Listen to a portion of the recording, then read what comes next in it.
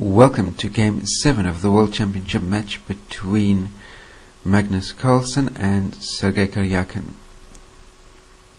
In Game 7, that indicates the beginning of the second half of the match.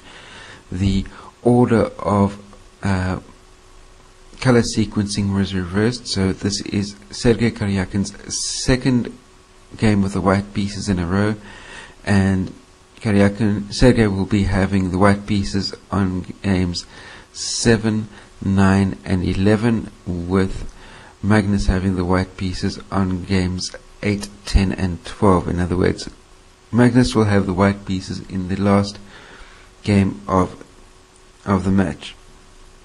And with 6 draws so far in the match, and the match all squared at 3 points all, it was interesting to see that Sergey had decided to switch from his normal e4 to d4 as an opening move, and we continued with d5, c4 and c6. Now, bearing in mind that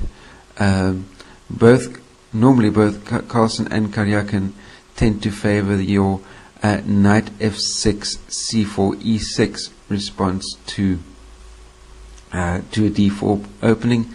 So Carlsen had decided to switch it out to a Queen's Gambit declined, which he then transposed into a Queen's Gambit accepted later on, but as a way of mixing things up and trying to get Sergey out of his home preparation as quickly as possible.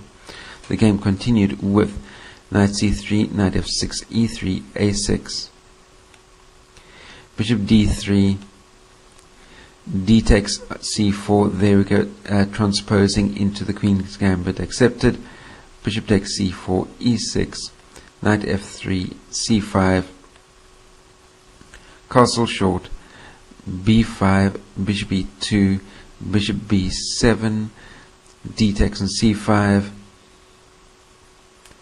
knight c6, knight d2, bishop takes on c5, knight d to e4, knight takes on e4, knight takes on e4, bishop e7, b3, knight b4, bishop f3, castle short, bishop a3, and here Sergey pulls the break just in time. With more exchanges, black has nothing more than a little bit of extra space, and it is already heading towards a draw.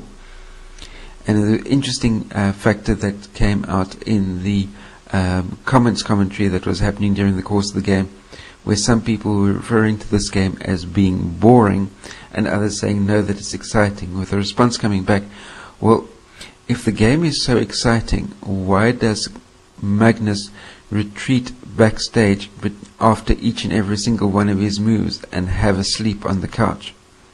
If the game is so rivetingly exciting that it's not even able to keep Magnus Carlsen awake.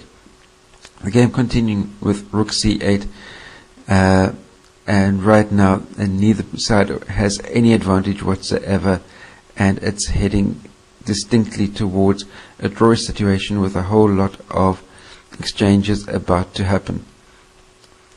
Bishop takes an f6, bishop takes an b7, bishop takes an a1, bishop takes an b4, bishop f6, bishop takes an f8, queen takes an d1, rook takes an d1, rook takes an f8, bishop takes an a6,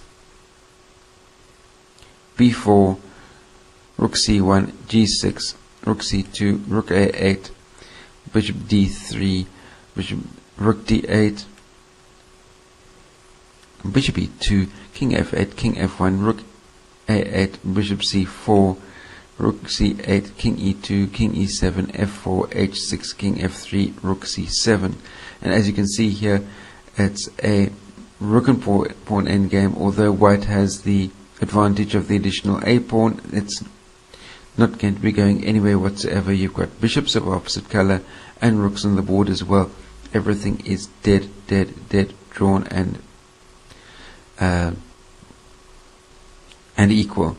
And as you can see from the pawn position, the king side of the board, which is where the kings happen to be at the moment, there is absolute pawn symmetry, and neither king, with the positioning of the two bishops, neither king is able to get in behind the opponent's queenside pawn line.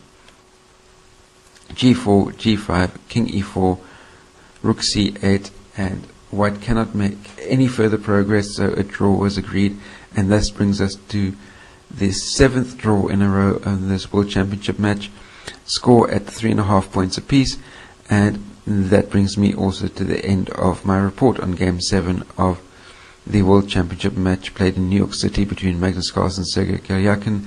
This specific game played on the 20th of November 2016.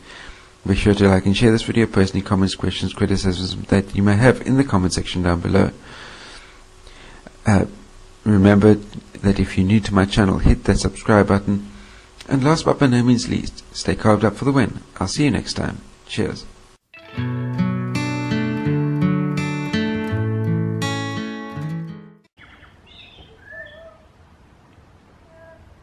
Go vegan.